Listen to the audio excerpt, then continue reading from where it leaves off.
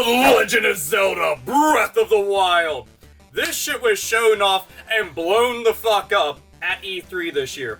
Everybody was anticipating and chomping at the fucking bit because we kept on talking about Legend of Zelda Wii U, Legend of Zelda Wii U. When the fuck is this coming out? Oh shit, now it's coming out for Wii U and the Nintendo NX. We need to see more screenshots. We need to know more details about the gameplay. Where's this shit gonna be at the timeline? What kind of features are gonna be in it? Please show us more, Nintendo. Please, Nintendo, allow us to bask in the glory that is Legend of Zelda. And sure as shit, they made this their centerpiece at E3, and it was worth it. So watching gameplay of this, got to see tons of people with hands-on impressions with it, lots of gameplay footage. There's so fucking much to this game. Okay, easily, hands down, to begin with, this is the biggest Legend of Zelda game to date. We're talking about overall biggest map, most amount of shit to do. And this seems to be taking a lot of cues and a lot of notes from Western-style RPGs. Notably, anything that you see that might have Elder and Scrolls in the title. But that's not a bad thing, because this actually fits in the vein of The Legend of Zelda.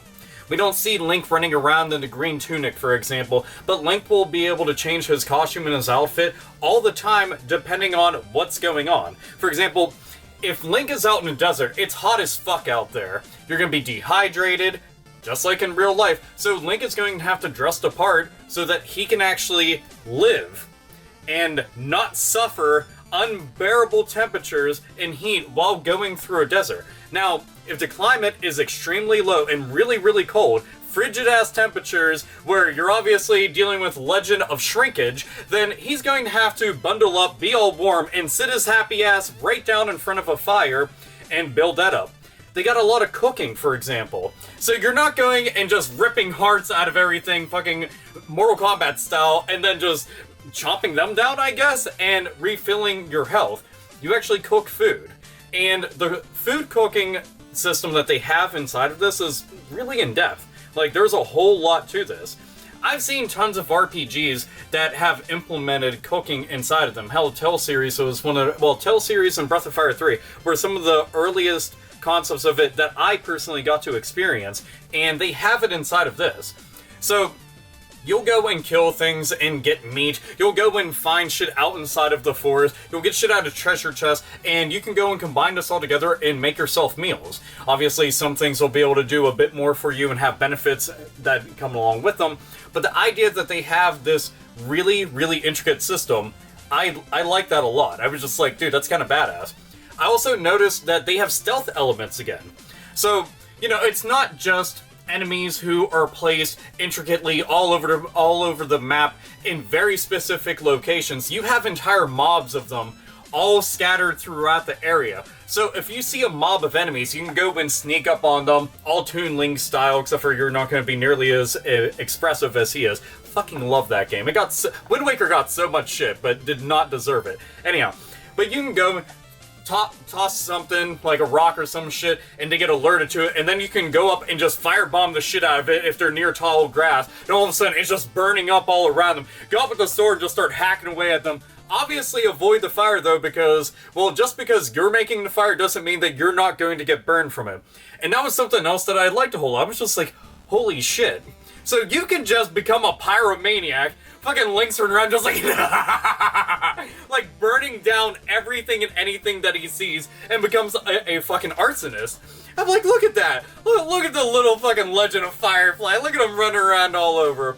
And I like that. So you can go and get your bows. They can be on fire, go burn some shit, and go and just be a bad motherfucker like Link usually is. Now, they also had said that this game, due to the fact that it's an open-ended game, you aren't supposed to go into this like, well, you have to go here first no matter what, and you have to go here no matter what, and you have to go here no matter what. No, there is no order to it. It is open-ended, do whatever the fuck you want. And I was just like, so this is a truly open-world game. Like, that's one of the things I liked about this. When they were first talking about some of the concepts behind the game, and they said that it was a truly open world game, and you could do whatever you wanted, I like that. And they said over 100 shrines are going to be littered all throughout the world. It was like, okay, so over 100 shrines that you can go inside and explore.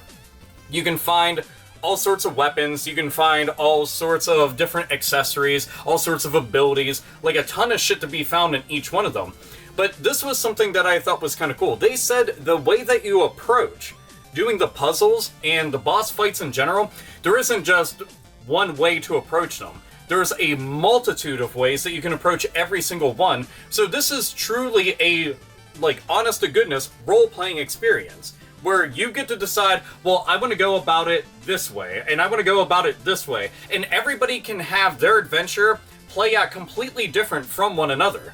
And I was like, that's really fucking cool. I like that idea a lot because this doesn't make it the same ass shit that you see over and over again. And anytime that you may watch like a live stream or a let's play of it, you may see somebody doing something completely different and approach it in a way that you may not have thought of. And think about it like this, depending on what items they decide to go and get at a certain point in the game and then approach that, is going to be different from how you're going to go about it. Now, they said that Link has been asleep for over 100 years. So this motherfucker obviously had a really rough night, and then was gonna sleep it off, then continue to sleep it off, then went into a Legend of Coma, and just fucking stayed that way.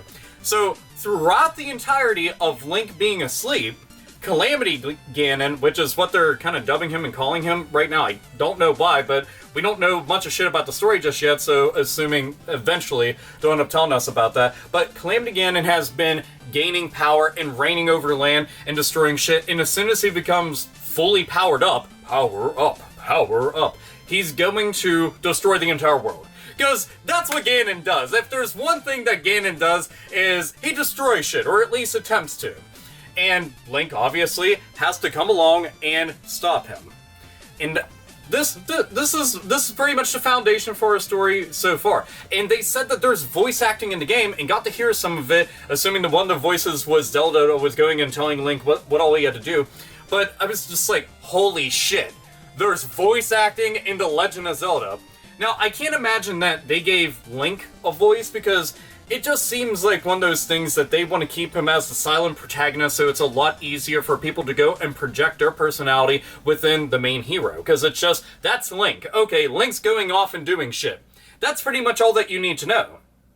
And if they did give him one, I mean, I always think about the CDI games and then the Legend of Zelda cartoon series. That's Link, and beyond that, I mean, he's been quoted numerous different times what they should put on the back of the box. Like, yeah, ha, yeah! Like, just put that shit right there. Like, you know, tried and true, Link, you're a badass motherfucker. You're so deep, so very deep. They had said that there was actual Amiibo support with this. So I know that a lot of motherfuckers might be like, Amiibos? You mean Amiibos? Don't suck a big ol' fucking dick. Amiibo support in this, I think, is kind of decent, to be honest. The main thing that they showed off was Wolf Link. Wolf Link, anybody out there who knows Twilight Princess. And it was kind of weird to see Wolf Link running around in this, because I'm like, but that's Link. So Link's running around with Wolf Link.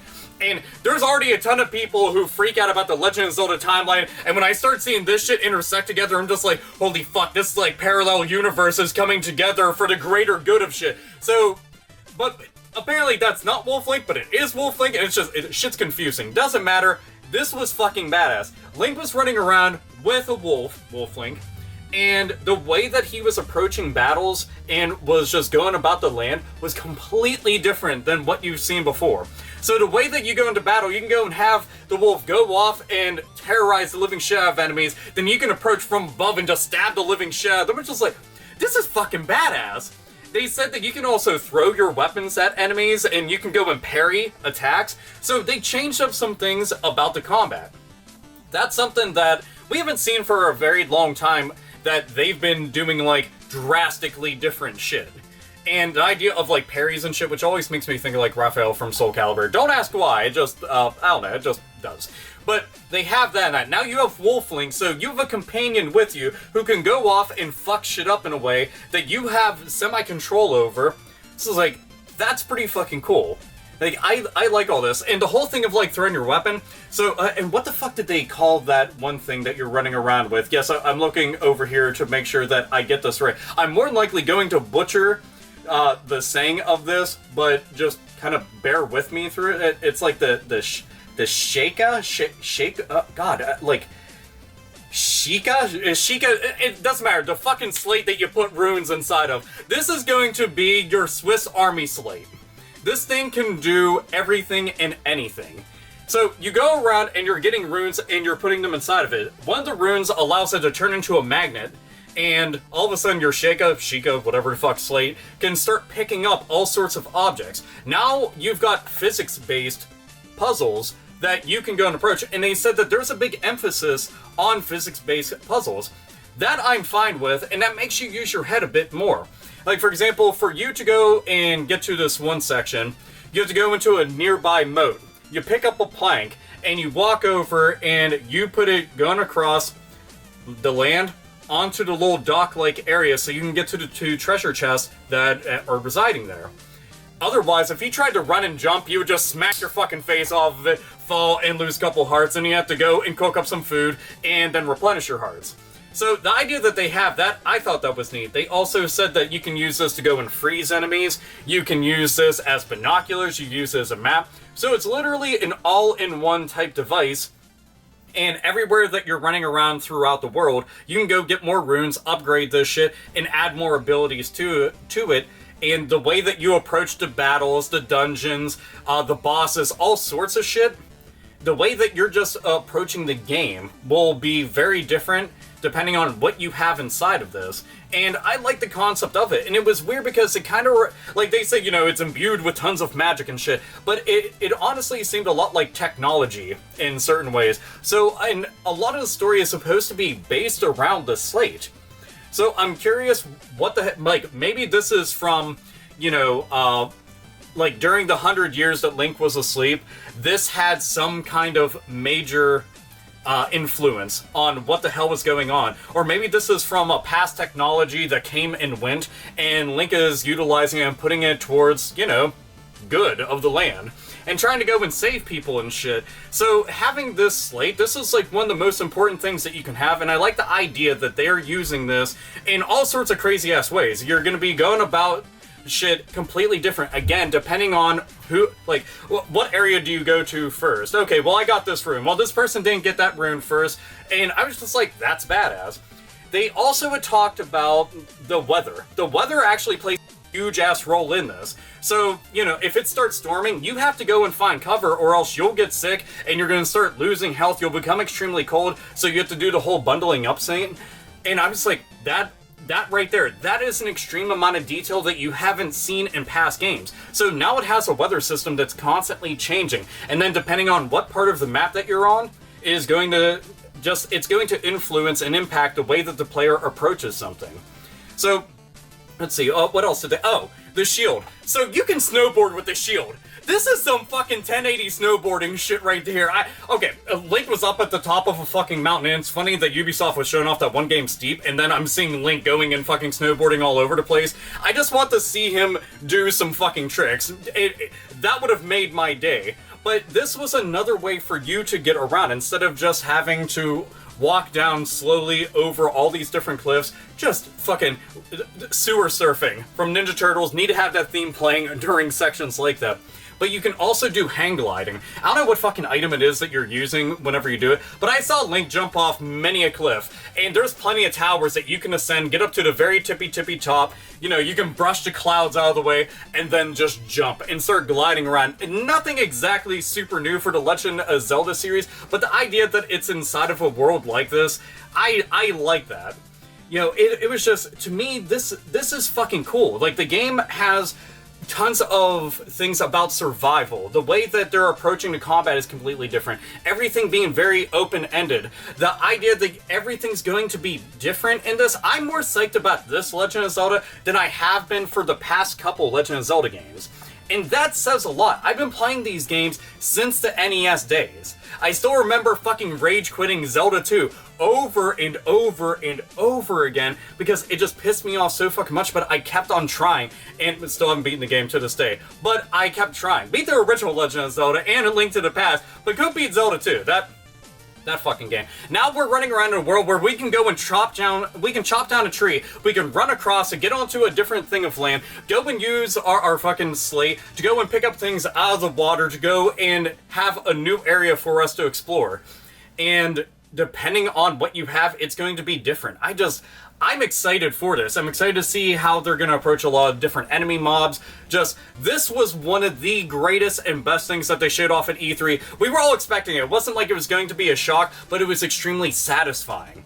Seeing this put a big-ass smile on my face, and for a lot of Legend of Zelda fans, I know that fucking social media was blowing the fuck up. So many Legend of Zelda fucking hard-ons that are just fucking bashing shit off of fucking tables and running into walls. This is the kind of game that makes E3 worth it, and this is one of those games that I'm going to pick up as soon as humanly possible, whenever it comes out. I'm going to enjoy the living fuck out of it. So you can already tell I'm just kind of fanboying out about, because I mean, it's delivering. It is, in spades, in tons of different ways. This seems like an actual evolution for a series, like an actual step forward. No more fucking dumb-ass gimmicks of waving your fucking controller around like you're some inept asshole who doesn't know what the fuck you're doing. I hated that shit. It was dumb as fuck whenever they did. Just give me a regular-ass controller. Is that too fucking hard to ask? Apparently it was, but they got rid of that shit. They cast it aside. Now we can go and run around, kill shit with our Master Sword, collect new weapons off of enemies, go and use those, use our fucking slate to swing those weapons around and fucking hit enemies from afar. Like,